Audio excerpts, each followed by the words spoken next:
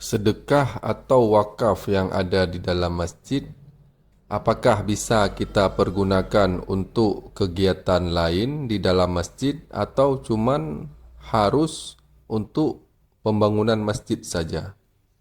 Yang jelas lemnya namanya peng hansah wakaf. Karena peng syarat benda yang tawakaf, tetiok manfaat baik habis in. Peng manfaat peng kan tamblo. Nya tablo na peng lam hanali. Ka jelas peng dalam tabungan ken wakaf. Menyokan wakaf bebas pemakaian walaupun kan manfaat ke masjid. Tapi menyawakaf harus ada manfaat ke masjid.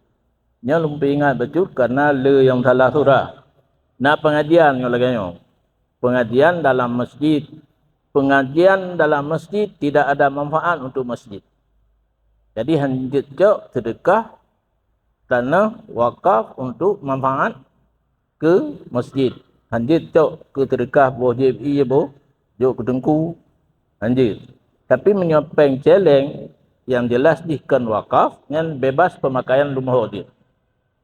Karena nauru mau pikiran pakan kan manfaat ke masjid. But yang laganya manfaat ke agama kan ke masjid. Yang manfaat ke masjid imam si gebuk khutbah. Gedang imam bila ke tempuh masjid, ke azan, ke kaman. Yang manfaat untuk masjid. Pengajian bukan untuk masjid tapi untuk agama. Agama yang ke guru-guru yang laganya ke hanampum, tak parat lom, tak kunci lom. Sekian.